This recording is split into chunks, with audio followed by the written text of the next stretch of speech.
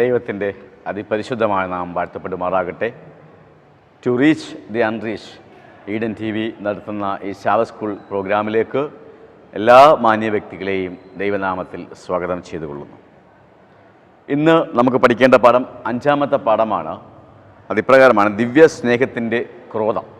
അതിൽ മനഃപ്പാഠവാക്യം പറയുന്നത്, എങ്കിലും അവൻ കരുണയുള്ളവനാകൊണ്ട് അവരെ നശിപ്പിക്കാതെ അവരുടെ അകൃത്യം ക്ഷമിച്ചു, തൻ്റെ ക്രോധത്തെ മുഴുവനും ജ്വലിപ്പിക്കാതെ തൻ്റെ കോപത്തെ പലപ്പോഴും അടക്കിക്കളഞ്ഞു. സങ്കീർത്തനങ്ങൾ 78-ാം അധ്യായം അതിൻ്റെ 38-ാമത്തെ വാക്യം. ഇവിടെ തുടങ്ങുന്നത് തന്നെ എങ്കിലും ദൈവത്തിൻ്റെ അവൻ കരുണയുള്ളവനാകൊണ്ട് അവരെ നശിപ്പിക്കാതെ അവരുടെ അകൃത്യം ക്ഷമിച്ചു.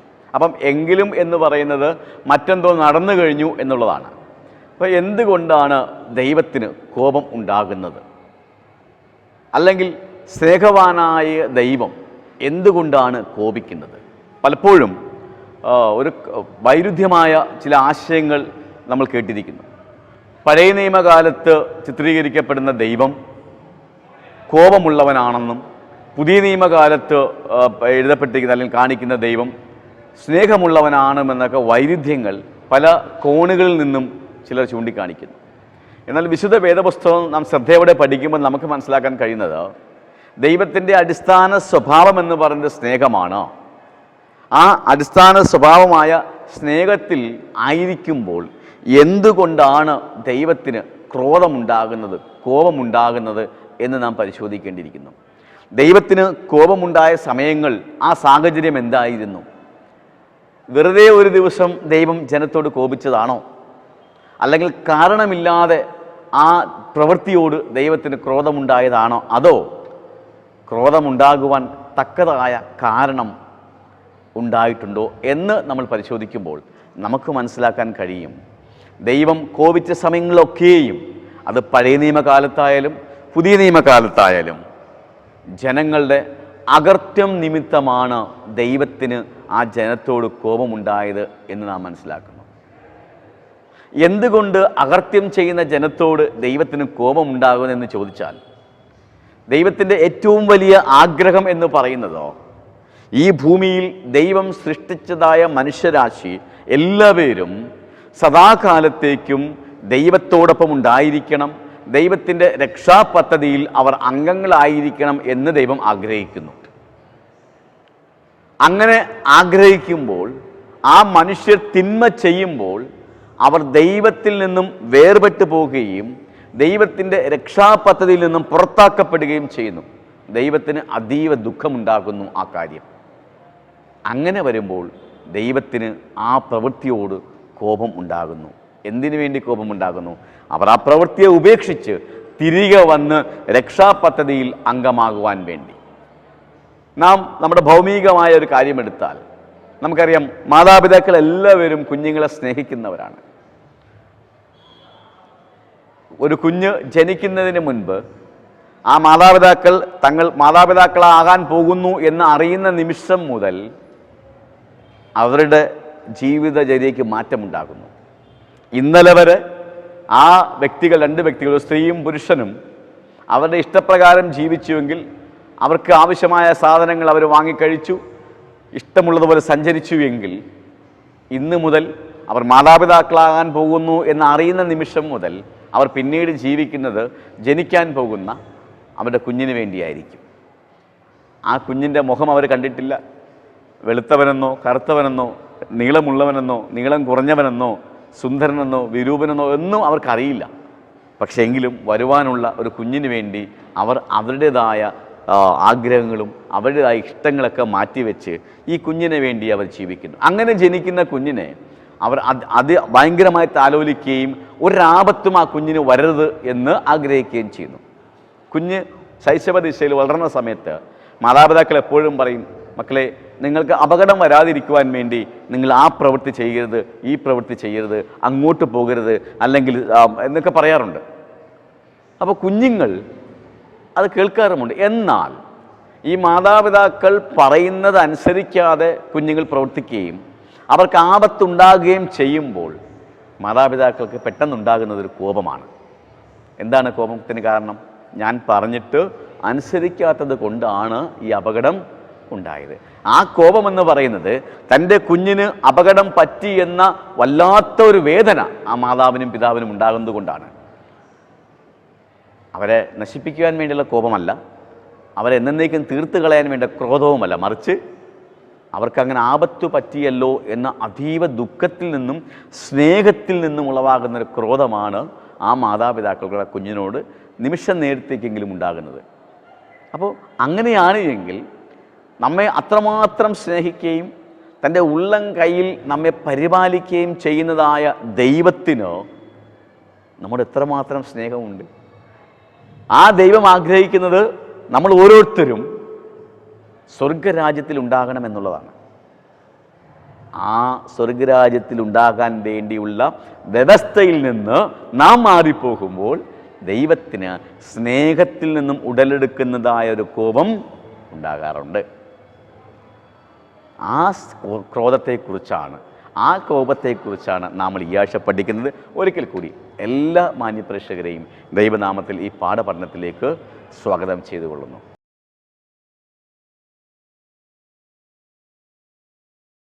ഞായറാഴ്ചത്തെ ഭാഗത്തിലേക്ക് വരുമ്പോൾ അതിൻ്റെ തലപാതകം ഇപ്രകാരം പറയുന്നു: തിന്മ മൂലം ദുഃഖിക്കുന്നു. അപ്പം ദൈവം ദുഃഖിക്കുന്നൊരു കാര്യം തിന്മ മൂലമാണ് ദൈവം ദുഃഖിക്കുന്നത്.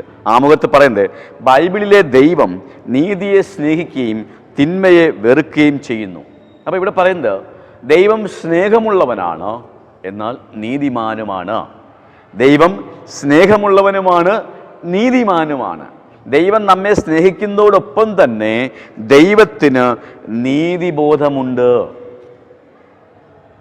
ദൈവത്തിൻ്റെ മക്കളെ ദൈവം അതീവമായി സ്നേഹിക്കുമ്പോൾ ദൈവം ഒരിക്കലും അവരെ അനീതി ചെയ്യുവാൻ വേണ്ടി പ്രേരിപ്പിക്കുകയോ അനീതി ചെയ്യുന്നത് അംഗീകരിക്കുകയോ ചെയ്യുന്നില്ല.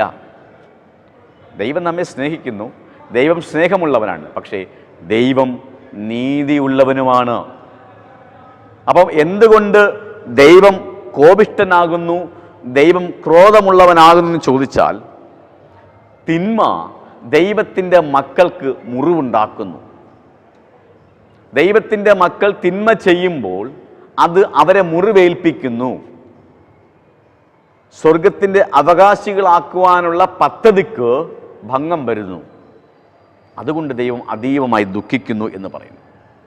അപ്പം ദൈവത്തിൻ്റെ മക്കൾ തിന്മ തിരഞ്ഞെടുക്കുമ്പോൾ, തിന്മ ചെയ്യുമ്പോൾ ദൈവം വല്ലാതെ ദുഃഖിക്കുന്നു. കാരണം ഞാൻ അവർക്ക് വേണ്ടി ഒരുക്കിയിരിക്കുന്നതായ ആ നിത്യരാജ്യത്തിൽ കയറുവാനുള്ള അവകാശം അവരെന്ത് ചെയ്തിരിക്കുന്നു? തിരസ്കരിച്ചിരിക്കുന്നു. അവിടെ ദൈവത്തിന് അതീവ ദുഃഖമുണ്ടാക്കുന്നു എന്ന് പറയുന്നു. ഇവിടെ നമ്മളൊരു കാലചക്രം എടുക്കുന്ന സമയത്ത്, അല്ലെങ്കിൽ ആദിമകാലം മുതൽ നമ്മൾ നോക്കുന്ന സമയത്ത് ദൈവം ജനങ്ങളെ സ്നേഹിക്കുന്നു. അവരെപ്പോഴും ദൈവം വിശുദ്ധ വേദപുസ്തകം നമ്മൾ പല സ്ഥലങ്ങളും കാണുന്നൊരു കാര്യമാണ്. എനിക്കവരെ അത്രമാത്രം ഇഷ്ടമായിരുന്നു.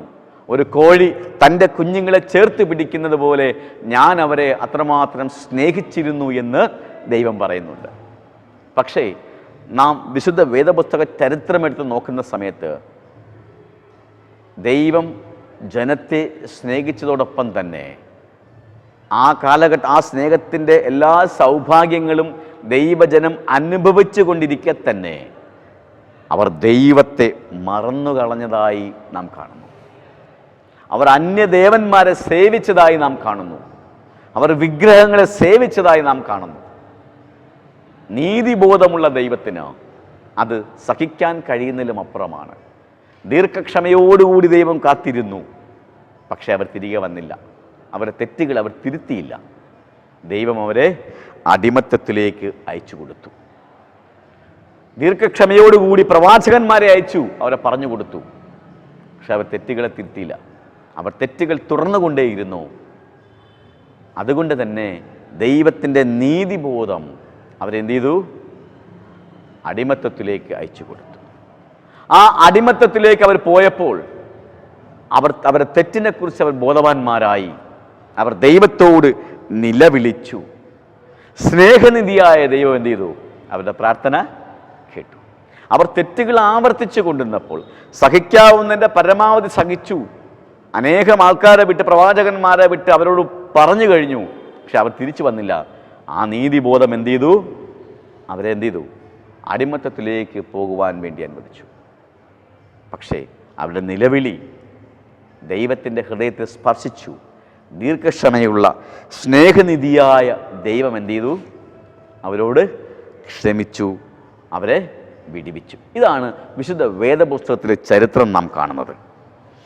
ദൈവം എപ്പോഴും കോപിക്കുന്നത് ദൈവം നമ്മെ സ്നേഹിക്കുന്നത് കൊണ്ടാണ്.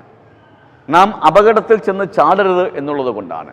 ദൈവത്തിൻ്റെ രക്ഷാ പദ്ധതിയിൽ നിന്നും നാം എന്ത് ചെയ്ത് ഓടിപ്പോകരുത്, അത് നഷ്ടപ്പെട്ടു പോകരുത് എന്നുള്ളത് കൊണ്ടാണ്. നൂറ്റാണ്ടുകളോളം ദൈവം നമ്മോട് ക്ഷമിക്കുകയും ക്ഷമയോടുകൂടി നമ്മുടെ തിരിച്ചുവരവിനെ, ദൈവത്തിങ്കിലേക്കുള്ള തിരികെ പോക്കിന് വേണ്ടി ദൈവം കാത്തിരിക്കുകയും ചെയ്യുന്നു. ദൈവം ക്ഷമിച്ചില്ലായിരുന്നു എങ്കിൽ നമ്മുടെ ജീവിതത്തിൽ നാം ചെയ്യുന്ന പ്രവൃത്തികൾക്കൊത്തവണ്ണം ദൈവം അപ്പോൾ തന്നെ ശിക്ഷ നൽകിയിരുന്നു എങ്കിൽ നമ്മുടെ അവസ്ഥ എന്താകുമായിരുന്നു എന്ന് ചിന്തിച്ച് നോക്കിയാൽ മതി. നാം ദൈവത്തെ ദുഃഖിപ്പിക്കുന്നത് നമ്മുടെ തിന്മ മൂലമാണ്, നമ്മുടെ തെറ്റായ തിരഞ്ഞെടുപ്പുകൾ മൂലമാണ്. നാം തെറ്റായ തിരഞ്ഞെടുപ്പുകൾ നടത്തിയാൽ ദൈവത്തിന് നമ്മോടൊപ്പം നിൽക്കാൻ കഴിയുകയില്ല. നാം ദൈവത്തിൻ്റെ പദ്ധതിയുടെ ഭാഗമാകുവാൻ ദൈവം ആഗ്രഹിക്കുന്നു. അതുകൊണ്ടാണ് ദൈവം എന്ത് ചെയ്യുന്നത്? തിന്മയെ വെറുക്കുന്നത്. ആ പദ്ധതിയുടെ ഭാഗമാകുവാൻ വേണ്ടി തിരഞ്ഞെടുത്ത നമുക്ക് ഒരു അപകടവും ഒരു ദോഷവും സംഭവിക്കാതിരിക്കാൻ വേണ്ടി ദൈവം ആഗ്രഹിക്കുന്നു. അതുകൊണ്ടാണ് നമുക്ക് ദോഷമായി സംഭവിക്കുന്നതായ എല്ലാ തിന്മകളെയും ദൈവം വെറുക്കുന്നത്. അതുകൊണ്ടാണ് എന്താണ് പറയുന്നത്? അവൻ കരുണയുള്ളവനാകൊണ്ട് അവരെ നശിപ്പിക്കാതെ അവരുടെ അകൃത്യം ക്ഷമിച്ചു. അപ്പം ദൈവം കരുണയുള്ളവനാകൊണ്ടാണ് നമ്മോട് ക്ഷമിച്ചിരിക്കുന്നത്, നമ്മുടെ അകൃത്യം മൂലം നമ്മെ എന്ത് ചെയ്യാതെ നശിപ്പിക്കാതിരിക്കുന്നത്.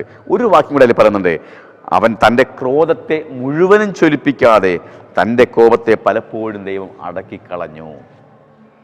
നോക്കൂ, നാം ചെയ്യുന്ന പ്രവൃത്തികൾ, നാം തിരഞ്ഞെടുത്ത തിന്മ പ്രവൃത്തികൾ മുഖാന്തരം ദൈവത്തിന് കോപമുണ്ടാകുമ്പോൾ ആ കോപം മുഴുവനും ദൈവം അടക്കിക്കളയുന്നു എന്നാണ് വിശുദ്ധ വേദപുസ്തകം നമ്മെ പഠിപ്പിക്കുന്നത്. അതുകൊണ്ടാണ് ഇസ്രായേൽ മക്കളോട് കോപമുണ്ടായപ്പോൾ ദൈവം മോശയോട് പറഞ്ഞു, എനിക്ക് ഈ ജനത്തോട് സഹിക്കാൻ കഴിയുന്നില്ല, ഞാൻ അവരെ എന്ത് ചെയ്യും? നശിപ്പിച്ച് കളയും. എനിക്ക് ഈ ജനത്തോട് ക്ഷമിക്കാൻ ഇനിയും സാധിക്കില്ല, ഞാൻ അവരെ നശിപ്പിച്ച് കളയും. അപ്പോഴാണ് വളരെ പ്രശസ്തമായൊരു പ്രാർത്ഥന മോശ ദൈവത്തോട് പ്രാർത്ഥിച്ചത്, ദൈവമേ, അങ്ങേക്ക് ഈ ജനത്തോട് സഹിക്കാൻ കഴിയുന്നില്ല എങ്കിൽ എൻ്റെ പേർ ജീവൻ്റെ പുസ്തകത്തിൽ നിന്നും മായ്ച്ചു കളയണമേ എന്ന ടച്ചിങ് ആയിട്ടുള്ള വളരെ ഹൃദയഭേദകമായ ഒരു പ്രാർത്ഥന മോശ അവിടെ നടത്തുകയുണ്ടായി. അപ്പം ദൈവത്തിൻ്റെ കോപത്തെ ദൈവം പലപ്പോഴും അടക്കുകയാണ് ചെയ്തത്. നാം ചെയ്യുന്ന പ്രവൃത്തിക്കൊത്തവണ്ണം ദൈവം നമ്മോട് കോപിച്ചാൽ ഇന്ന് ഈ ഭൂമുഖത്ത് നമ്മൾ ആരും ഉണ്ടായിരിക്കുകയില്ല എന്നത് വസ്തുതയാണ്. അതുകൊണ്ട് ഈ ഞായറാഴ്ച ഭാഗം പറയുന്നത്, നമ്മുടെ തിന്മ മുഖാന്തരമാണ് ദൈവം ദുഃഖിക്കുന്നത്. നമുക്ക് ദോഷമായിട്ടൊന്നും ഭവിക്കുവാൻ ദൈവത്തിന് ആഗ്രഹമല്ല. അങ്ങനെ ദോഷമായിട്ട് വരുന്നതിനോട് ദൈവത്തിന് കോപമാണുള്ളത്. ആ ദോഷത്തെ വിട്ടകലുവാൻ വേണ്ടിയാണ് ദൈവം നമ്മോട് കോപിക്കുന്നത്. നമ്മെ സ്നേഹിക്കുന്നത് കൊണ്ടാണ് ദൈവം നാം ചെയ്യുന്ന തിന്മകൾക്കെതിരെ ദൈവത്തിന് കോപമുണ്ടാകുന്നത്. നമ്മുടെ തിന്മയാണ് ദൈവത്തിൻ്റെ കോപത്തിൻ്റെ കാരണം. അതുകൊണ്ട് തന്നെ നമ്മോട് പറയുന്നത്, ദൈവം നമ്മോട് ദീർഘമായി ക്ഷമിക്കുന്ന ദൈവമാണ്. തിന്മ ഉപേക്ഷിച്ചുകൊണ്ട് ദൈവത്തിൻ്റെ രക്ഷാപദ്ധതിയിൽ ഭാഗമാകുവാൻ വേണ്ടി ദൈവം ഓരോ മക്കളെയും ഇന്നും ക്ഷണിച്ചുകൊണ്ടേയിരിക്കുന്നു.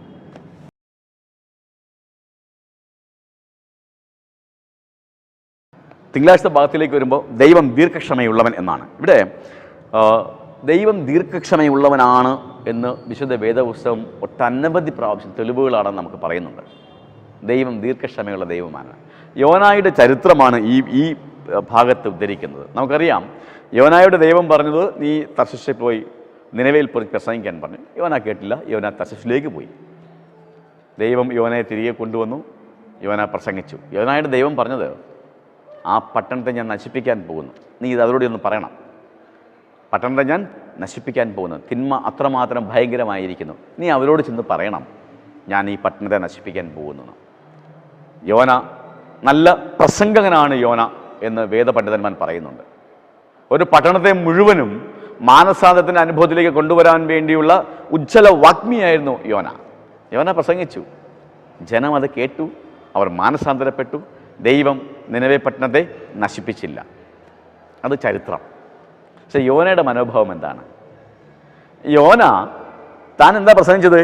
ഈ പട്ടണത്തെ ദൈവം നശിപ്പിക്കാൻ പോകുന്നു, നിങ്ങളെ പാവം അങ്ങ് സ്വർഗത്തോളം എത്തി, ദൈവത്തിൻ്റെ സന്നിധിയോളം എത്തി, സഹിക്കാൻ കഴിയുന്നതിലപ്പുറം ദൈവം സഹിച്ചു, അതുകൊണ്ട് നശിപ്പിക്കാൻ പോകുന്നു എന്ന് പ്രസംഗിച്ചിട്ട് യോന ആ പട്ടണത്തിൻ്റെ നാശം കാണുവാൻ വേണ്ടി കാത്തിരിക്കുകയാണ്. പക്ഷെ എന്ത് ചെയ്തില്ല? ദൈവം ആ പട്ടണത്തെ നശിപ്പിച്ചില്ല. ഒരു കാര്യം കൂടെ ശ്രദ്ധിക്കേണ്ടത്, ദൈവത്തിൻ്റെ കൃപ ലഭിച്ച വ്യക്തിയാണ് യോന, പാവം ക്ഷമിച്ച് കിട്ടിയ വ്യക്തിയാണ് യോന. യോന ഇവിടെ നിലവിൽ പോകാൻ പറയുമ്പോൾ യോന തർശീശിലേക്ക് പോയി. ആ ചെയ്ത തെറ്റ് ദൈവം എന്ത് ചെയ്തു? ഇവിടെ ക്ഷമിച്ചു കൊടുത്തു. ആ ക്ഷമ ലഭിച്ച വ്യക്തിയാണ് യോന. യോന ഇങ്ങനെ കാത്തിരിക്കുകയാണ്. പക്ഷെ ദൈവം എന്ത് ചെയ്തില്ല? നിനവെ പട്ടണത്തെ നശിപ്പിച്ചില്ല. ദൈവം അവരെ രക്ഷിച്ചു. യോനയ്ക്ക് ഭയങ്കര ദേഷ്യം വന്നു. യോന ദൈവത്തോട് കയർത്ത് സംസാരിക്കുകയാണ്. കാരണം യോനയ്ക്ക് ഈ അശൂര്യർ ആ ജനതയോട് ഒരു വല്ലാത്ത വൈരാഗ്യമാണ്. കാരണം ഇസ്രായേലിനോട് അവർ ചെയ്ത ക്രൂരതയൊക്കെ യോനയ്ക്ക് അറിയാമായിരുന്നു. അപ്പോൾ യോന വിചാരിച്ചത് ഇപ്പം ദൈവം എന്ത് ചെയ്യും? ഇവരോട് പ്രതികാരം ചെയ്യും. അതുകൊണ്ട് ദൈവം അവരോട് കരുണ കാണിച്ചത് യോനയ്ക്ക് ഇഷ്ടപ്പെട്ടില്ല. രണ്ടാമത്തത്, യോന പറയുന്നുണ്ട്, എനിക്ക് അല്ലേലും അറിയാമായിരുന്നു, എന്തു ചെയ്യും? നീ അവരോട് ക്ഷമിക്കും, നീ ദീർഘക്ഷമയുള്ള ദൈവമാകൊണ്ട് നീ അവരോട് ക്ഷമിക്കുമെന്ന് എനിക്ക് അറിയാമായിരുന്നു എന്നാണ് യോന പറയുന്നത്. സത്യത്തിൽ യോന എന്താ ചെയ്യേണ്ടിയിരുന്നത്? യോന ചെയ്യേണ്ടിയിരുന്നത് താൻ കൂടെ ഭാഗമായ അല്ലെങ്കിൽ ദൈവത്തിൻ്റെ പദ്ധതിയുടെ ഒരു ഭാഗമാകാൻ ആർക്ക് കഴിഞ്ഞു? യോനയ്ക്ക്. എന്ത് പദ്ധതിയാണ് ദൈവത്തിൻ്റെ? നിനവെ പട്ടണത്തെ രക്ഷിക്കുക എന്നുള്ളത് ദൈവത്തിൻ്റെ ഒരു പദ്ധതിയായിരുന്നു. ആ പദ്ധതിയുടെ ഭാഗമായ യോന സന്തോഷിക്കുകയാണ് ചെയ്യേണ്ടത്. കാരണം യോന എനിക്കും അല്ലെങ്കിൽ ഒരു പട്ടണത്തെ രക്ഷിക്കുവാൻ കഴിഞ്ഞതിൽ എനിക്കും അതിൻ്റെ പങ്ക് വഹിക്കാൻ കഴിഞ്ഞല്ലോ എന്ന രീതിയിൽ യോന എന്ത് ചെയ്യണം? സന്തോഷിക്കണമായിരുന്നു. പകരം യോന ഇവിടെ എന്താ ചെയ്തത്? ദൈവത്തോട് കയർക്കുകയാണ് ചെയ്തത്. ഒരു ദൈവപുരുഷൻ എന്ന നിലക്ക് തനിക്ക് ലഭിച്ച പാപക്ഷമ വേറൊരു വ്യക്തിക്ക് ലഭിച്ചപ്പോൾ യോനയ്ക്ക് അത് സഹിക്കുവാൻ കഴിഞ്ഞില്ല. ദൈവത്തിൻ്റെ പദ്ധതിയുടെ ഭാഗമായി ദൈവത്തിൻ്റെ പദ്ധതിയുടെ പൂർത്തീകരിക്കപ്പെട്ടപ്പോൾ, വിജയകരമായപ്പോൾ അതിൽ സന്തോഷിക്കേണ്ടിയിരുന്ന യോന ദൈവത്തോട് മത്സരിച്ചു. യോന പറയുന്നത്, അല്ലേലും എനിക്ക് അറിയാമായിരുന്നു നീ ദീർഘക്ഷമയും മഹാദയമുള്ള ദൈവമാണെന്ന്, പിന്നെ എന്തിനാണ് എന്നെ അങ്ങോട്ട് അയച്ചതെന്നാണ് ചോദിക്കുന്നത്. ഒരു മനുഷ്യൻ്റെ ചിന്തയിൽ നടക്കുമ്പോൾ ശരിക്കും അത് എന്താണ് കാരണം?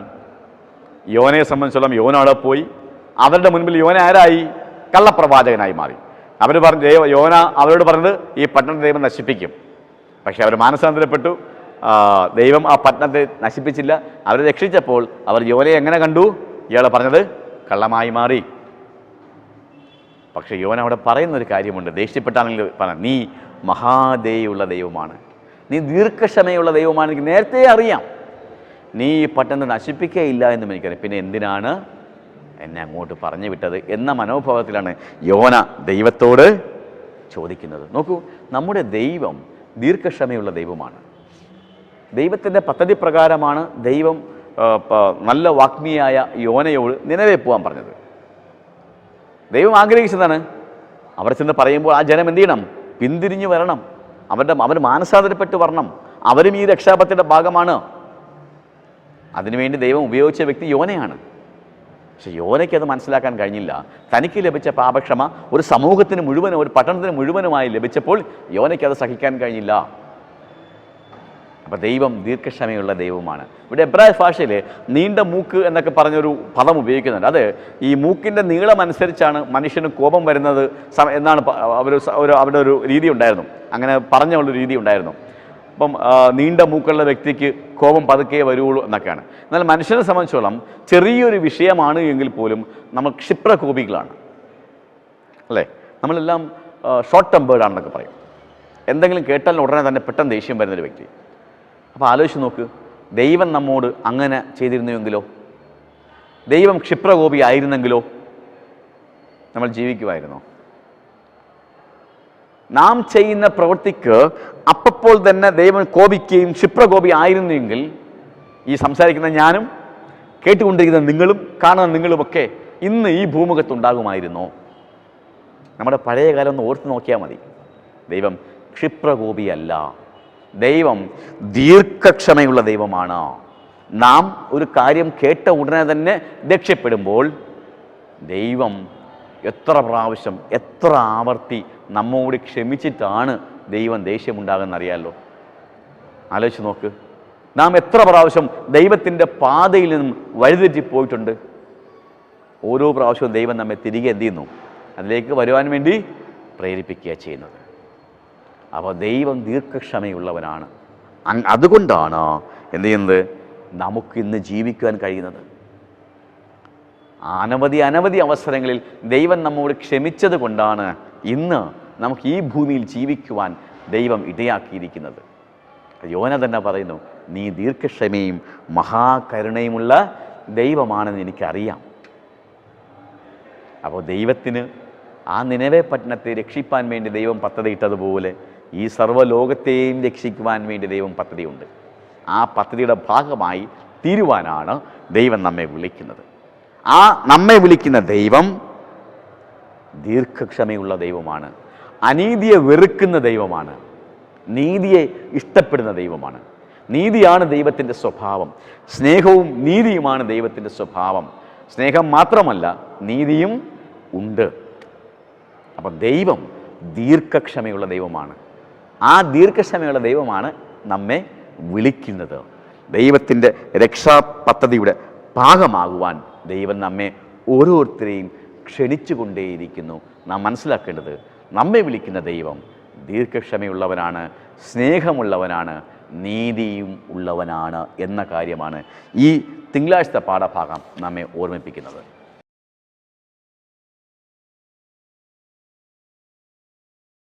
ന്യായമായ രോക്ഷം, ഇതാണ് ചൊവ്വാഴ്ച ഭാഗം പറയുന്നത്. അപ്പോൾ ദൈവത്തിന് കോപം വന്നപ്പോഴൊക്കെ അതിലെന്തെങ്കിലും ന്യായമുണ്ടായിരുന്നോ? അടിസ്ഥാനരഹിതമായി ചുമ്മാ ദൈവം കോപിക്കുകയാണ് ചെയ്തത്, അതോ ദൈവത്തിന് കോപം വരുവാൻ തക്കതായ കാരണമുണ്ടായിരുന്നോ എന്നാണ് നമ്മൾ ഈ ദിവസത്തെ ചൊവ്വാഴ്ച പാഠഭാഗത്ത് പറയുന്നത്. ഒരു ചെറിയൊരു കഥ പറയുന്നുണ്ടല്ലോ. എന്താണ്? 3 വയസ്സുള്ള പ്രായമുള്ളൊരു കുഞ്ഞ് ഒരു കളിസ്ഥലത്ത് ഇങ്ങനെ കളിച്ചുകൊണ്ടിരിക്കുമ്പോൾ എന്ത് ചെയ്യും? ഒരാൾ വന്ന് എന്ത് ചെയ്യുന്നു? കുഞ്ഞിനെ ആക്രമിക്കുന്നു. അമ്മ പെട്ടെന്ന് എന്ത് ചെയ്യും? ആ അക്രമിയോട് അമ്മയ്ക്ക് ദേഷ്യമുണ്ടാകും. കാരണം സ്വന്തം തൻ്റെ കുഞ്ഞിനെ എന്ത് ചെയ്യുന്നു? ആക്രമിക്കുന്നു. അപ്പം അങ്ങനെ ആ അക്രമിയോട് ഉണ്ടാകുന്ന ദേഷ്യത്തെ ആരെങ്കിലും ന്യായീകരിക്കാതിരിക്കുമോ? അത് അന്യായമാണെന്ന് പറയുമോ? തൻ്റെ കുഞ്ഞിനെ തൻ്റെ കൺമുൻപിൽ വെച്ച് ഒരാൾ അപായപ്പെടുത്താൻ ശ്രമിക്കുമ്പോൾ ഒരു അമ്മയ്ക്കുണ്ടാകുന്ന രോക്ഷത്തെ, ദേഷ്യത്തെ അത് അനവസരത്തിലായിപ്പോയി എന്ന് നമുക്ക് പറയാൻ കഴിയുമോ? ഇല്ല, ഒരിക്കലുമില്ല. ആരും അതിനെന്ത് ചെയ്യില്ല? എതിർക്കുകയില്ല. ഒരു പക്ഷേ പിന്നെ ചിലപ്പോഴൊക്കെ അതിൻ്റെ ഗ്രാവിറ്റിയെ നമ്മൾ അളന്ന് തൂക്കിയൊക്കെ പറയും എങ്കിൽ പോലും ആ ദേഷ്യത്തെ അതെല്ലാവരും എന്ത് ചെയ്യും? അത് ആവശ്യമായ സ്വാഭാവികമായി ഒരു അമ്മയ്ക്കുണ്ടാകുന്ന വികാരമായി എന്ത് ചെയ്യും? എല്ലാവരും കാണും. അപ്പോൾ ദൈവത്തിന് ഏതൊക്കെ അവസരത്തിൽ കോപമുണ്ടായി എന്ന് വിശുദ്ധ വേദവസ്തു നമ്മെ പഠിപ്പിക്കുന്നു. ഇവിടെ കർത്താവായ യേശുക്രിസ്തു യെരുശലേം ദേവാലയത്തിലേക്ക് പോകുമ്പോൾ ആ യെരുശലേം ദേവാലയം എന്ന് പറയുന്നത് ദൈവത്തിൻ്റെ മക്കൾക്ക് കടന്നു വന്ന് ആരാധിക്കുവാനും ദൈവത്തെ മഹത്വപ്പെടുത്തുവാനുള്ള വിശുദ്ധമായ സ്ഥലമാണ്. അവിടെ എന്ത് ചെയ്യുന്നു? അവിടെ അവരെന്ത് ചെയ്യുന്നു? കച്ചവട കേന്ദ്രമാക്കി മാറ്റി. അപ്പോൾ എന്ത് ആവശ്യത്തിന് വേണ്ടി ആയിരുന്നോ ദൈവത്തിൻ്റെ ആലയം അവിടെ ഉണ്ടായിരുന്നത്, ആ ആവശ്യത്തിന് വിരുദ്ധമായി അവരുടെ കച്ചവട താല്പര്യങ്ങളെ മുൻനിർത്തിക്കൊണ്ട് ആ ദൈവത്തിൻ്റെ ആലയത്തെ ഒരു കച്ചവട കേന്ദ്രമാക്കിയപ്പോൾ ദൈവത്തിനോട് കോപമുണ്ടായി. അല്ല, വെറുതെ ആലയത്തിൽ വന്നപ്പോൾ അവിടെ കണ്ട ആൾക്കാരുടെ ദൈവത്തിന് കോപമുണ്ടായതല്ല, മറിച്ച് ദൈവത്തിൻ്റെ ആലയത്തെ അശുദ്ധമാക്കിയത് കൊണ്ട് അവരെന്ത് ചെയ്തു? ദൈവം ആ വ്യക്തികളെയൊക്കെ കർത്താവായ യേശുക്രിസ്തു അടിച്ചു പുറത്താക്കി എന്ന് പറയുന്നു. അപ്പോൾ ഒരു കാരണമില്ലാതെയല്ല ദൈവം അവിടെ കോപിച്ചത്, ഒരു കാരണമുണ്ടായിരുന്നു. ദൈവത്തിൻ്റെ ആലയം വിശുദ്ധമാണ് എന്ന് എല്ലാവർക്കും അറിയാം. അവിടെ ദൈവത്തെ ആരാധിപ്പാൻ വേണ്ടി കടന്നു വരുന്ന സമസ്ത വ്യക്തികൾക്കും ആരാധിപ്പാൻ വേണ്ടി കടന്നു വരുവാനുള്ളൊരു വേദിയാണത്. പക്ഷെ അവിടെ എന്ത് ചെയ്യുന്നു? ചില വ്യക്തികൾ, കുറേ ആൾക്കാരെ അടിച്ചമർത്തിയിട്ട് പ്രമാണിമാരെല്ലാം എന്ത് ചെയ്തു? അവിടെ കച്ചവടം നടത്താൻ ആരംഭിച്ചു. അപ്പോൾ ദൈവത്തിന് കോപമുണ്ടാക്കുവാനുള്ള പ്രധാന കാരണം അവിടെ ദൈവത്തിൻ്റെ ആലയത്തെ അശുദ്ധമാക്കിയത് കൊണ്ടാണ്. രണ്ടാമത്തെ കാര്യം പറയുന്നത്, ശിഷ്യന്മാരുടെ അടുക്കലേക്ക് കുഞ്ഞുങ്ങളെ കൊണ്ടുവന്ന സമയത്ത് ശിഷ്യന്മാരെന്ത് ചെയ്തു? ആ കുഞ്ഞുങ്ങളെ നിരുത്സാഹപ്പെടുത്തി. പോകൂ, നിങ്ങൾ എന്ത് ചെയ്താ? ഗുരുവിനെ ശല്യപ്പെടുത്തരുത്. കുഞ്ഞുങ്ങൾ ദൈവത്തിൻ്റെ അടുത്തിലേക്ക് കടന്നു വന്നു. അവർ സന്തോഷത്തോട് കർത്താവായ യേശുക്രിസ്തുവിനെ കാണാൻ വന്നപ്പോൾ ശിഷ്യന്മാരെന്താ ചെയ്തത്? അവരെ ശാസിച്ച് ഓടിച്ചു വിട്ടു. കർത്താവായ യേശുക്രിസ്തു എന്ത് പറഞ്ഞു? ശിശുക്കളെ എൻ്റെ അടുക്കൽ കടന്നു വരുവാൻ വിടുവിൻ. കർത്താവായ യേശുക്രിസ്തു പറഞ്ഞത്, യേശു വളരെയധികം അസന്തുഷ്ടനായി എന്നാണ് പറയുന്നത്. കർത്താവായ യേശുക്രിസ്തു അവരോട് പറഞ്ഞത്, കുഞ്ഞുങ്ങളെ എൻ്റെ അടുക്കിലേക്ക് കൊണ്ടുവരുവിൻ. മൂന്നാമത്തെ സംഭവം പറയുന്നത്, വിശുദ്ധ ശബത്തിൽ എന്ത് ചെയ്തു? ഒരാളെ സൗഖ്യമാക്കുവാൻ വേണ്ടി കൊണ്ടുവന്നു. വളരെ പരീക്ഷന്മാരെന്ത് പറഞ്ഞു? ശബത്തിൽ ഇങ്ങനെ ചെയ്യാൻ പാടില്ല. കർത്താവായ യേശുക്രിസ്തു എന്ത് ചെയ്തു? അവരോട് ചോദിച്ചത്, ശബത്തിൽ നന്മ ചെയ്യുകയോ തിന്മ ചെയ്യുകയോ ജീവനെ രക്ഷിക്കുകയോ കൊല്ലുകയോ ഏത് വിഹിതം എന്ന് അവരോട് ചോദിച്ചു. അപ്പം ഇതൊക്കെ മനസ്സിലാക്കിക്കൊണ്ട് കർത്താവായ യേശുക്രിസ്തുവിനെ പരീക്ഷിക്കാൻ വേണ്ടി കുറേ ആൾക്കാർ വന്നപ്പോൾ അവരുടെ മനസ്സിലെ വികാരം എന്താണെന്ന് മനസ്സിലാക്കിക്കൊണ്ട് കർത്താവായ യേശുക്രിസ്തു അവരോട് എന്ത് ചെയ്തു? വളരെ ശാസ്ത്രാരൂപത്തിൽ അവരോട് സംസാരിച്ചു. അപ്പോൾ കർത്താവായ യേശുക്രിസ്തു ഈ സംസാരിക്കുന്നതൊക്കെ തന്നെ നിരാലംബരായ പാപികളായ രോഗികളായ വ്യക്തികൾക്ക് നന്മ കൊണ്ടുവരുവാൻ വേണ്ടിയാണ് കർത്താവായ യേശുക്രിസ്തു ഈ ശാസ്ത്രാരൂപത്തിൽ കോപത്തോടുകൂടി സംസാരിക്കുന്നത്. അപ്പം ഇവിടെ ദൈവം ദൈവത്തിന് കോപമുണ്ടായ സമയത്തൊക്കെ തക്കതായ കാരണം ഉണ്ടായിരുന്നു. അപ്പോൾ ദൈവത്തിൻ്റെ രോക്ഷം എന്ന് പറയുന്നത്, കോപം എന്ന് പറയുന്നത് കാരണമില്ലാതെയല്ല, അടിസ്ഥാനരഹിതമായിട്ടല്ല. എല്ലാ അവസരങ്ങളിലും വിശുദ്ധ വേദപുസ്തകം നാം പഠിക്കുമ്പോൾ തക്കതായ കാരണമുണ്ടായിരുന്നു. ദീർഘമായി ക്ഷമിച്ചതിന് ശേഷമായിരുന്നു ദൈവത്തിന് കോപമുണ്ടായത്. അപ്പോൾ നാം മനസ്സിലാക്കേണ്ടത്, നമ്മുടെ ദൈവം സ്നേഹനിധിയായ ദൈവമാണ്. എന്നാൽ അനീതിയെ ദൈവം ഇഷ്ടപ്പെടുന്നില്ല. ദൈവം നമ്മോട് കോപിക്കുന്നത് ന്യായമായ കാരണങ്ങൾ കൊണ്ട് തന്നെയാണ്. തക്കതായ കാരണങ്ങൾ ഉണ്ടായതുകൊണ്ടാണ് ദൈവത്തിന് നമ്മോട് കോപമുണ്ടാകുന്നത് എന്നതും നമ്മൾ ഈ പാഠം പഠിക്കുമ്പോൾ നമ്മുടെ മനസ്സുകളിൽ, നമ്മുടെ ഓർമ്മയിൽ, ചിന്തയിൽ ഉണ്ടായിരിക്കേണ്ടതാണ്. ദൈവം എന്നോട് കോപിക്കുന്നു എങ്കിൽ അതിന് തക്കതായ എന്തോ കാരണമുണ്ട് എന്ന തിരിച്ചറിവ് നമുക്കുണ്ടായിരിക്കണം എന്നാണ് ഈ പാഠം കൊണ്ട് ഉദ്ദേശിക്കുന്നത്.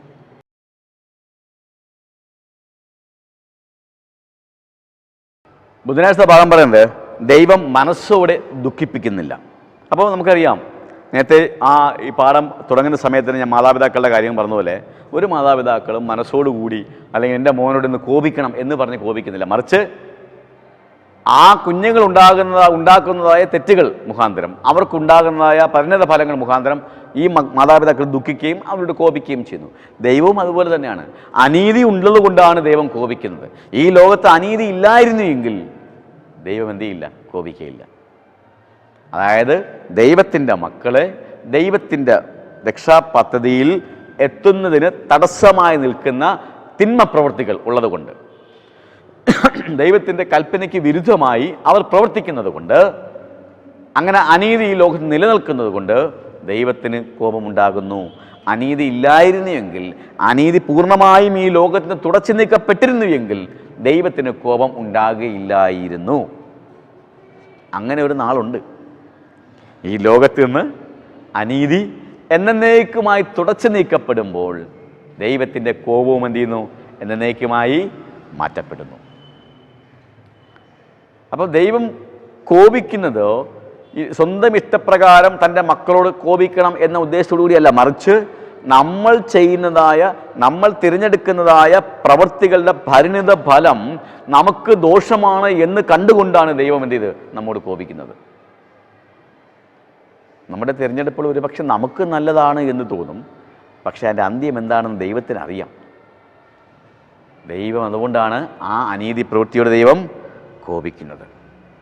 അതുകൊണ്ടാണ് ദൈവം നാം തിരഞ്ഞെടുക്കാൻ പോകുന്നത് നല്ലതാണോ ചീത്തയാണോ എന്ന് തൻ്റെ പ്രവാചകന്മാരിലൂടെ നമുക്ക് പറഞ്ഞു തരുന്നത്.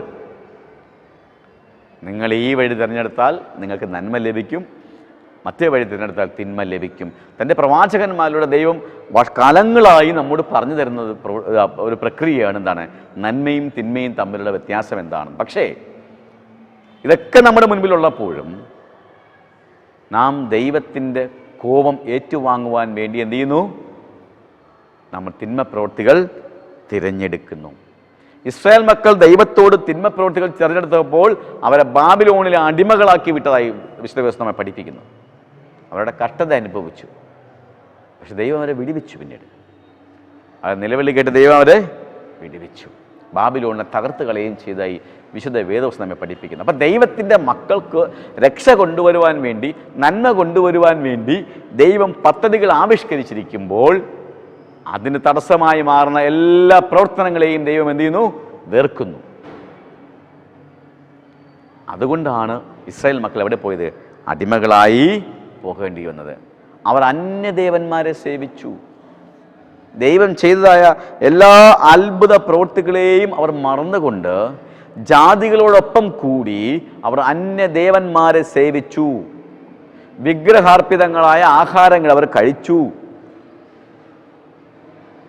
നിസ്സാരമെന്ന് തോന്നുന്നതായ ചില പ്രവൃത്തികളുണ്ട്. വിഗ്രഹാർപ്പിതങ്ങളായ ആഹാരങ്ങൾ കഴിക്കുക, കൂടെ പഠിക്കുന്നവർ, കൂടെ ജോലി ചെയ്യുന്നവർ, അല്ലെങ്കിൽ കൂടെ സഞ്ചരിക്കുന്നവർ, അടുത്തുള്ള ഏറ്റവും സ്നേഹത്തോടു കൂടിയിരിക്കുന്ന അയൽക്കാർ, ഇവരൊക്കെ കൊണ്ടുതരുന്നതായ വിഗ്രഹാർപ്പിതങ്ങളായ ആഹാരം എന്ത് ചെയ്യുന്നു? ഭക്ഷിക്കുന്നു. അതിലൊരു തെറ്റും ചിലപ്പോൾ നമ്മൾ കണ്ടെന്നുവല്ല. പക്ഷേ ദൈവത്തിൻ്റെ സന്നിധിയിൽ നാം കണക്ക് ബോധിപ്പിക്കേണ്ടി വരും. കാരണം ദൈവം നമ്മെ അത്രമാത്രം സ്നേഹിക്കുന്നത് കൊണ്ട് ദൈവം പറയുന്നത്, ഞാൻ മാത്രമായിരിക്കണം നിങ്ങളുടെ ദൈവം. ഇസ്രായേൽ മക്കളും ചെയ്തത് തന്നെയാണ്. അവർ അന്യദേവന്മാരെ സേവിച്ചു. വിഗ്രഹങ്ങൾക്ക് കൊടുത്ത ആഹാരം അവരൊക്കെ എന്ത് ചെയ്തു? വിഗ്രഹാർപ്പിതമായ ആഹാരം അവർ ഭക്ഷിച്ചു. ദൈവത്തിന് ആ ജനത്തോട് നീരസമുണ്ടായി എന്ന് പറയുന്നു. അവരെ അടിമകളായി ഏൽപ്പിച്ചു കളഞ്ഞു.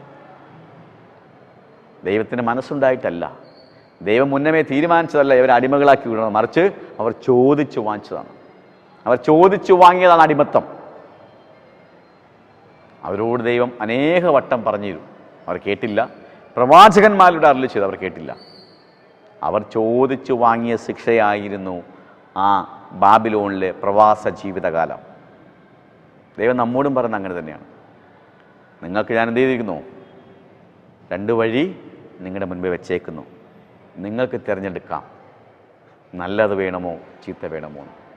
നിങ്ങൾ നന്മയാണ് തിരഞ്ഞെടുക്കുന്നതെങ്കിൽ എൻ്റെ പദ്ധതിയുടെ ഭാഗമായി നിങ്ങൾ മാറും. തിന്മയാണ് തിരഞ്ഞെടുക്കുന്നതെങ്കിൽ ആ പദ്ധതിയിലേക്ക് നിങ്ങൾക്ക് വരുവാൻ കഴിയില്ല. എങ്കിലും ഞാൻ നിങ്ങളോട് ദീർഘമായി ക്ഷമിക്കും. ആ പദ്ധതിയിലേക്ക് വരുന്നത് വരെ ദൈവം നമ്മെ വിളിച്ചുകൊണ്ടേയിരിക്കുന്നു. ഇസ്രായേൽ മക്കളെയും ദൈവം അങ്ങനെ തന്നെയാണ് ചെയ്തത്.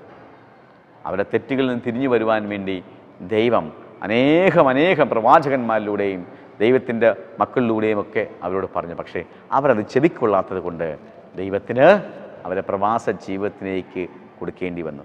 ഒരിക്കലും ദൈവം മനസ്സോടെ അല്ല ഇതൊക്കെ ചെയ്യുന്നത്.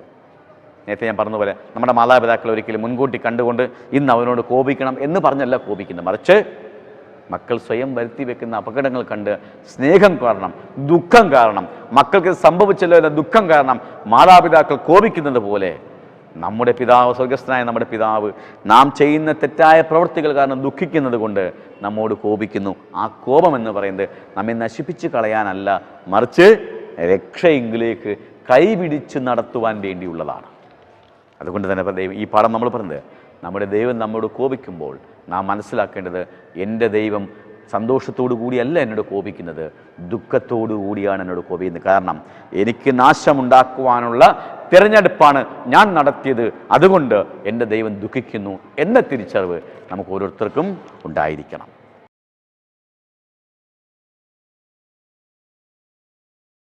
മനസ്സലിവ് കാണിക്കുക. ഇത് ജനുവരി വ്യാഴാഴ്ച ഭാഗമാണ്.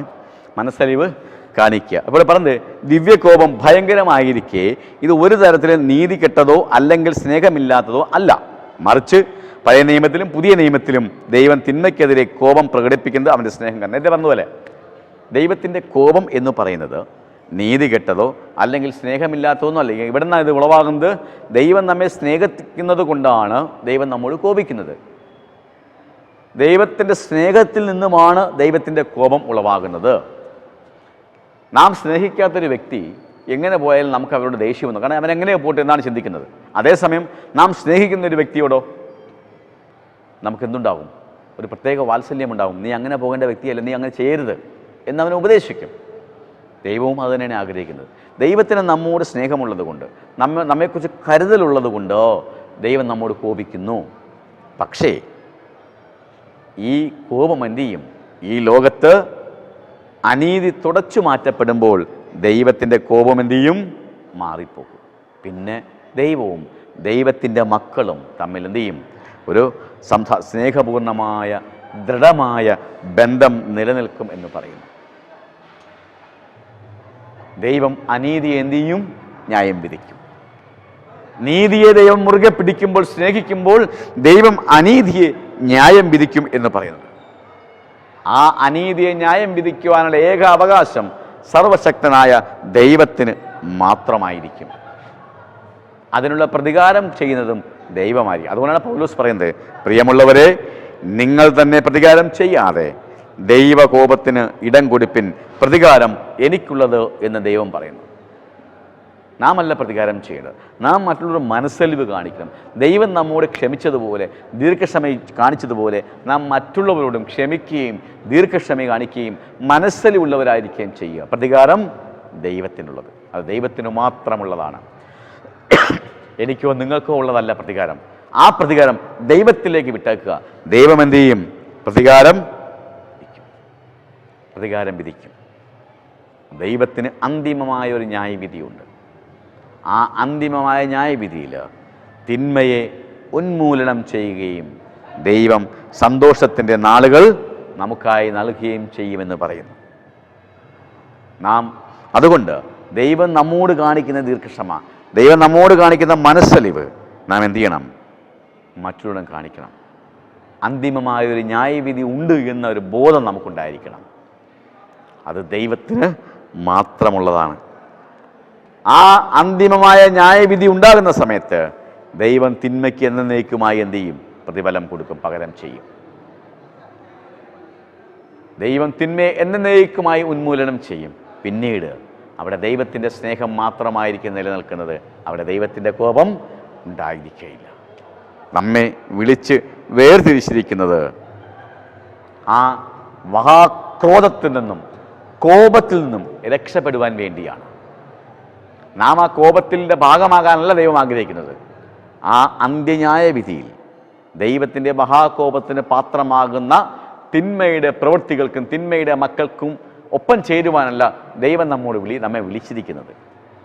ദൈവം നമ്മെ വിളിച്ചിരിക്കുന്നത് നന്മയുടെ പക്ഷത്ത് നിന്നുകൊണ്ട് നമുക്കായി ഒരുക്കിയിരിക്കുന്ന ആ ദിവ്യ സ്ഥലത്തേക്ക് നാം എത്തപ്പെടുവാനും അവിടെ ദൈവത്തെ മുഖാമുഖം കണ്ടുകൊണ്ട് നമ്മുടെ ഉറ്റവരോടും സ്നേഹിതരോടും ഒപ്പം ദീർഘകാലം വാഴുവാനും പാപമില്ലാത്തൊരു ലോകത്ത് ജീവിക്കുവാനും നിത്യമായി വാസം ചെയ്യുവാനുമാണ് നമ്മെ ഓരോരുത്തരെയും ദൈവം വിളിച്ചിരിക്കുന്നത്. ആ വലിയ രക്ഷാപദ്ധതിയുടെ ഭാഗമാകുവാൻ, ദൈവത്തിൻ്റെ കോപം എപ്രകാരമാണുള്ളതെന്ന് മനസ്സിലാക്കുവാൻ നമുക്ക് സാധിക്കണം. ഒരു മാതാപിതാക്കൾക്ക് തൻ്റെ മക്കളോടുണ്ടാകുന്ന വാത്സല്യത്തിൽ നിന്നും അവരോടുള്ള സ്നേഹത്തിൽ നിന്നും അവരോടുള്ള കരുതലിൽ നിന്നും അവരുടെ നന്മയെക്കുറിച്ചുള്ള ഉത്കണ്ഠയിൽ നിന്നും ഉണ്ടാകുന്നതായ ഒരു കോപമാണ് നാം പഠിച്ചത്. അപ്പോൾ നമ്മുടെ പിതാവായ ദൈവം എത്രമാത്രം നമ്മെ സ്നേഹിക്കുന്നു, എത്രമാത്രം നമുക്ക് വേണ്ടി കരുതുന്നു. തൻ്റെ സ്വന്തം പുത്രനെ, ഏകജാതനായ പുത്രനെ ദൈവം ഈ ഭൂമിയിലേക്ക് അയച്ചു. അത്രമാത്രം ഈ ദൈവത്തിൻ്റെ ഈ ജനത്തെ സ്നേഹിച്ചത് കൊണ്ട് ദൈവത്തിന് നമുക്ക് എന്തെങ്കിലും അനിഷ്ടമായി സംഭവിച്ചാൽ, ദോഷമാകുന്ന സംഭവിച്ചാൽ അത് സഹിക്കാവുന്നതിലപ്പുറമാണ്. ആ കരുതലിൽ നിന്നുമാണ്, ആ സ്നേഹത്തിൽ നിന്നുമാണ് ദൈവത്തിന് നമ്മോട് കോപമുണ്ടാകുന്നത്. അതുകൊണ്ട് തന്നെ ദൈവം സ്വന്തം ഇഷ്ടത്താലെ കോപിക്കുന്നതല്ല. ദൈവം പെട്ടെന്ന് കോപിക്കുന്ന വ്യക്തിയല്ല, ദീർഘമായി ക്ഷമിക്കുന്ന വ്യക്തിയാണ്. നമ്മുടെ ഓരോരുത്തരുടെയും പ്രതീക്ഷ എന്ന് പറയുന്നത് ദൈവം എനിക്ക് വേണ്ടി ക്ഷമിക്കുന്നു, എൻ്റെ പാപങ്ങളെ ദൈവം ക്ഷമിക്കുന്നു, എനിക്ക് വേണ്ടി ഒരുക്കിയിരിക്കുന്ന ആ വലിയ പദ്ധതിയുടെ ഭാഗമാകുവാൻ ദൈവം ഇപ്പോഴും എന്നെ നിർബന്ധിച്ചു കൊണ്ടിരിക്കുന്നു. അതുകൊണ്ട് ദൈവത്തിൻ്റെ കൽപ്പനകളെ മുറുകെ പിടിച്ചുകൊണ്ട് ആ വലിയ പദ്ധതിയുടെ ഭാഗമായി ദൈവത്തെ മുഖാമുഖം കാണുവാനും നിത്യമായി ദൈവത്തോടൊപ്പം വാസം ചെയ്യുവാനും നമുക്ക് കഴിയട്ടെ എന്ന് പ്രാർത്ഥിച്ചുകൊണ്ട് ഇതുവരെ ശ്രമിച്ച് നന്ദി പറഞ്ഞുകൊണ്ട് ഇതിൻ്റെ സർവ്വമാനവും മഹത്വവും സർവശക്തനായ ദൈവത്തിന് നൽകിക്കൊണ്ട് നിർത്തുന്നു. ദൈവം നമ്മെ ധാരാളമായി അനുഗ്രഹിക്കുമാറാകട്ടെ. ആമേൻ. പ്രാർത്ഥിക്കാം. ഞങ്ങളെ അളവ് കൂടാതെ സ്നേഹിക്കുകയും പരിപാലിക്കുകയും ചെയ്യുന്ന സ്വർഗീയ പിതാവാൻ നല്ല ദൈവമേ, ഈ മനോഹരമായൊരു പാഠപഠനം ഞങ്ങൾക്ക് നൽകിയതിനായി ഞങ്ങൾ അങ്ങേ സ്തുതിക്കുന്നു, സ്തോത്രം ചെയ്യുന്നു കർത്താവേ. ദൈവമേ, ഞങ്ങളിത് പഠിക്കുമ്പോൾ കർത്താവേ, ദൈവത്തിൻ്റെ സ്നേഹം എന്താണ് ഞങ്ങൾ മനസ്സിലാക്കുവാനും ആ സ്നേഹത്തിൽ നിന്ന് വ്യതിചലിച്ചു പോകാതെ ഞങ്ങൾ ആ സ്നേഹത്തെ മുറുകെ പിടിച്ചുകൊണ്ട് ജീവിക്കുവാനും ഞങ്ങൾക്കായി ഒരുക്കിയ വലിയ രക്ഷാപദ്ധതിയുടെ ഭാഗമായി തീരുവാനും ഞങ്ങളെ സഹായിക്കണമെന്ന് ഞങ്ങൾ അപേക്ഷിക്കുന്നു കർത്താവേ. ഇതിൻ്റെ കഥയും ഇത് ശ്രവിക്കുകയും ഇത് കാണുകയും ചെയ്തതായ അങ്ങയുടെ മക്കളെ അങ്ങയുടെ സ്ഥലം സമർപ്പിക്കുന്നു. അനുഗ്രഹം കൊണ്ട് നിറയ്ക്കണമെന്ന് പ്രാർത്ഥിക്കുന്നു കർത്താവേ. അവരുടെ ഓരോ ദിവസവും ജീവിതവും അനുഗ്രഹിക്കപ്പെട്ടതായി പുതുക്കമുള്ളതായി തീരുവാൻ സഹായിക്കണമേ. ഇതിൻ്റെ പിന്നിൽ പ്രവർത്തിക്കുന്ന ഈഡൻ TV ടീമിന് വേണ്ടി പ്രാർത്ഥിക്കുന്നു. അവരെ സാമ്പത്തികമായി സഹായിക്കുന്നവർക്ക്, അവരെ പ്രാർത്ഥന കൊണ്ട് സഹായിക്കുന്നവർക്കൊക്കെ പ്രാർത്ഥിക്കും ദൈവമേ. അവരുടെ കുടുംബങ്ങളിൽ, അവരുടെ മക്കൾക്ക്, അവരുടെ തലമുറകൾക്ക് ഇത് ഏറ്റവും അനുഗ്രഹമായി സഹായിക്കുന്നത് പ്രാർത്ഥിക്കുന്നു. ഇതിന് പിന്നിൽ പ്രവർത്തിക്കുന്ന ചെറുപ്പക്കാരെ എല്ലാ വ്യക്തികളും പ്രാർത്ഥിക്കുന്നു. അനുഗ്രഹിക്കണമേ. അടിയനെ താഴ്ത്തി സമർപ്പിക്കുന്നു കർത്താവേ. അഹങ്കരിച്ച് പോകാൻ, നെഗളിച്ചു പോകാൻ ഇടവരാതെ താഴ്മയുടെ അനുഭവത്തിലൂടെ ജീവിപ്പാനും എപ്പോഴും അപ്പനെ സേവിച്ച് മാനിച്ച് ജീവിപ്പാനും സഹായിക്കണമേ. സകലവിധ നന്മകൾ കൊണ്ട് നിറയ്ക്കണമേ. ഞങ്ങളുടെ പ്രാർത്ഥന കേട്ടതിനായി സ്തുതിക്കുന്നു. സകലവും ഞങ്ങൾക്കായി ജീവിക്കുന്ന ക്രിസ്തയേശുവിൻ നാമത്തിൽ ചോദിക്കുമ്പോൾ തന്നെ ആമേൻ.